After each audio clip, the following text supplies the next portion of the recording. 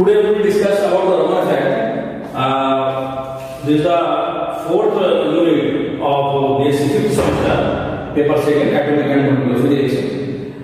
Actually, when monochromatic light is incident on any transparent substance will be liquid, it may be solid or it may be gas, then some part of it is scattered. And after scattering, we obtain three wavelengths. One wavelength is having the same wavelength as that of incident light, and the second wavelength is some larger than the original wavelength, and the third line is having some lesser wavelength in comparison of incident light. So in this way, after scattering, we are having three wavelengths.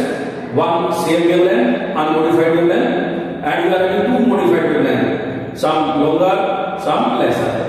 Let us see the demonstration of Raman effect. Suppose this is any transparent substance, it may be liquid, solid or gas. This is transparent substance. This is our incident light having wavelength delta. After scattering, we are having three wavelengths. One wavelength is unmodified, that is, this wavelength is having the same wavelength as the original wavelength or incident light. This is another wavelength. This is having some longer, lambda plus d lambda, and this is the third wavelength having wavelength lambda minus d lambda. So in this way, after scattering, we are having three wavelengths: lambda plus d lambda, and lambda minus d lambda. This effect is known as Raman effect, and Raman, C.V. Raman was a great physicist, and he observed this phenomena on 28 February 1928. And after the discovery of this effect, after 2 years of this discovery, in 1930, Sir C.V. Raman was honored by the prestigious award, the Nobel Prize, in 1930 for this effect. Because this effect was observed first in 1928 on 28 February.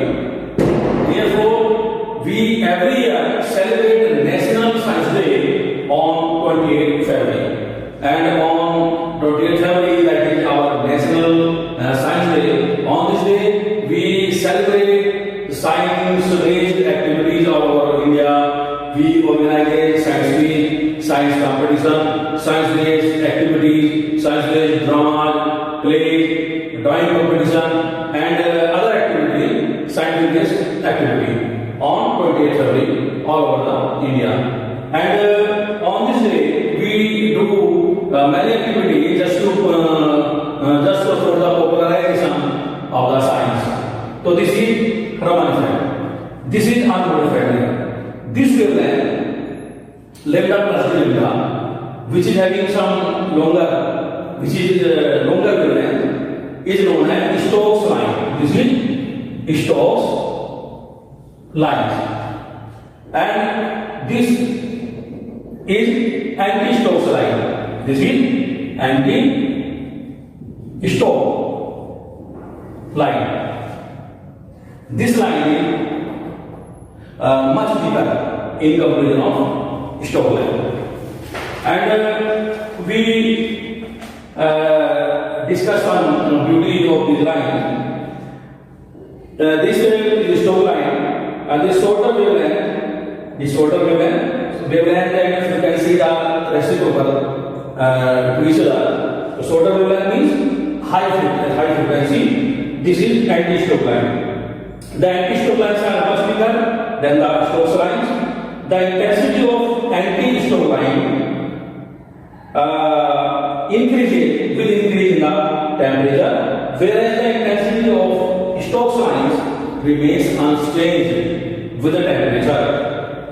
Stokes lines and anti-Stokes lines appear in pairs symmetrically on either side of the incident excited line.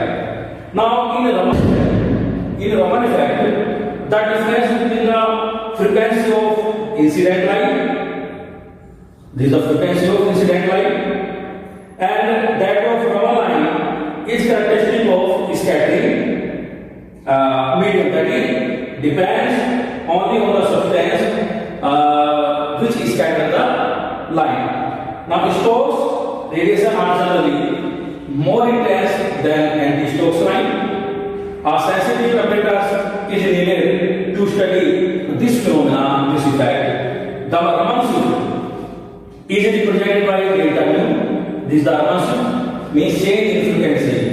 Raman shift is equal to frequency of incident line minus frequency of scattered line. This is known as Raman. We can calculate Raman shift using this expression, using this formula. And this nu I is the frequency of the incident radiation, and this nu s is the radiation scattered molecular specificity. Now, Raman shift is independent of the frequency of the incident light. This Raman shift is independent of this frequency of the incident light, but it is considered as a characteristic of the substance that causes Raman effect. That is, delta mu is positive for Stokes lines and delta mu is negative for anti-Stokes lines. This is positive for Stokes lines, this is negative for anti-Stokes lines. Now let us discuss experimental setup of Raman effect. How this Raman effect can be observed. So first I draw this experimental setup that we will discuss.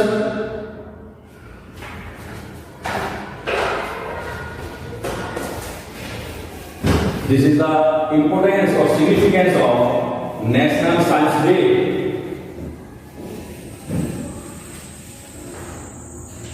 Now let us discuss experimental arrangement.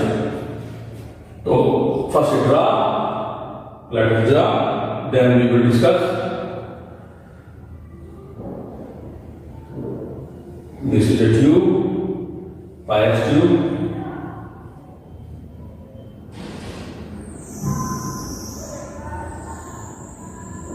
This is black foliage.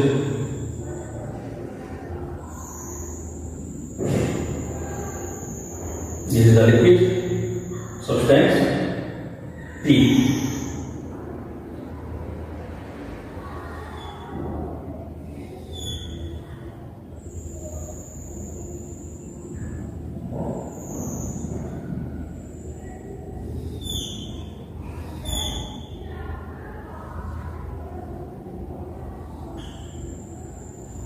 X on this window. W, this is convex lens. L,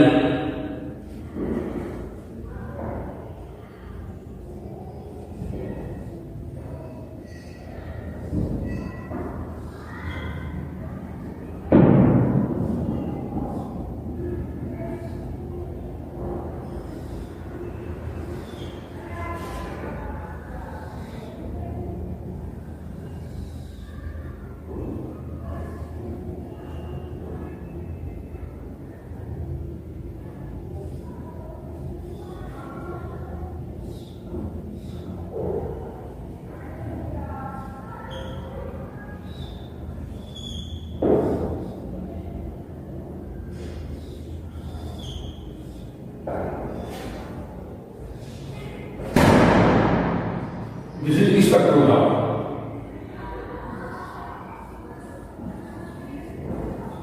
Spectrograph, by which we can observe Raman effect. Now let us discuss one by one. This figure shows the experimental arrangement for photographing of Raman spectrum of a liquid. Now the liquid under study is filled in a Pyrex tube P. This is known as Boost type tube. Then this contains a plane mirror W. This contains a plane mirror W at one end. The outer end of the tube is tapered and painted black. This is tapered, this end, and painted black. A long horizontal arc of mercury S. This is a long horizontal arc of mercury. This acts as a source of light. This is the source of light. And immediately above S, there is a glass tube A. This is glass tube A. And this tube acts as a cylindrical lens to concentrate the light around the axis of the tube. The sodium nitrate solution acts like a filter. There is a sodium nitrate solution here, and this is act like a filter. It absorbs ultraviolet lines of mercury arc, but transmits the blue line of wavelength 4358 angstrom. 4358 angstrom. This wavelength is transmitted with great intensity. There is a Polish reflector. This is a Polish reflector R. Laid over the tube P. This increases the intensity of illumination. This Polish reflector increases the intensity of the illumination. The scattered light emerging from the flat end of the tube P is focused on the slit of the spectroscope. A long exposure yields a photograph. A photograph of the spectrum shown in addition to the incident light on either side of it. Clear? Now, this is the experimental arrangement. Now, let us discuss this Raman effect on the basis of quantum theory. How this Raman effect occurs? Because we observe that there are three lines.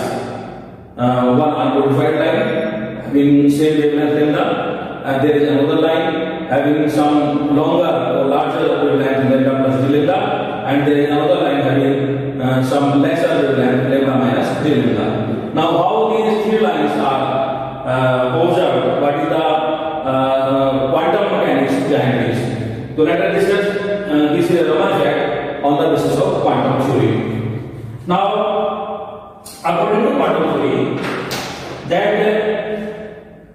according to quantum theory of radiation, light consists of bundles or packets known as photons, and one photon is having energy h, is the Planck constant, and mu is the frequency of the radiation. This is the energy of one photon. Now, there are molecules in the substance, in the transparent substance. There is a collision between photons and the molecules of the material. Now, three possibilities arise. First possibility that when there is a collision between photon and molecule of the substance, there is no energy loss or no energy gain. Clear?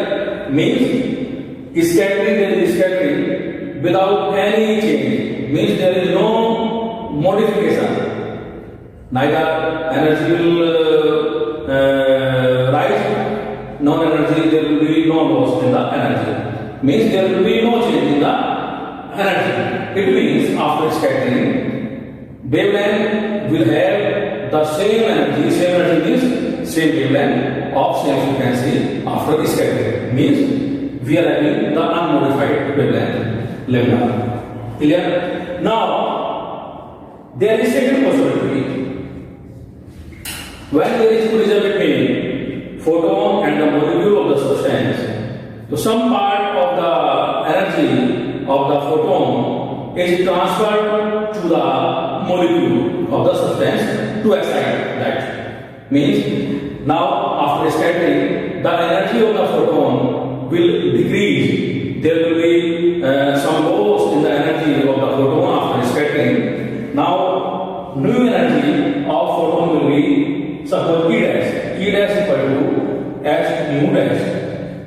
And suppose delta E is the part of the energy of the photon that is transferred to the molecule of the substance to excite it. Clear? Now, this new energy of the photon after scattering, this will be the original energy minus delta E.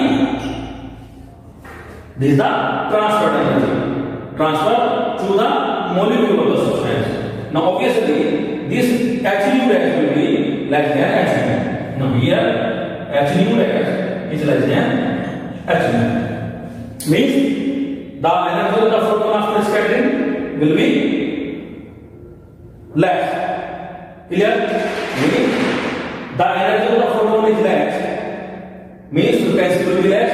Means wavelength will be longer because in frequency and wavelength both are reciprocal to each other. यदि एक चीज बढ़ेगी तो दूसरी चीज कम होगी उस हिसाब से. तो यहाँ पर क्या हो रहा है? After scattering the energy of the photon decreases. Means the frequency of the photon decreases. Means the wavelength of the photon increases. तो photon की जो energy है वो increase हो जाएगी. तो this is the reason behind lambda plus b lambda जो हमें एक wavelength निकली जिसकी wavelength कुछ ज्यादा हो गई थी incident wavelength से. तो उसकी reason. Now there is third possibility.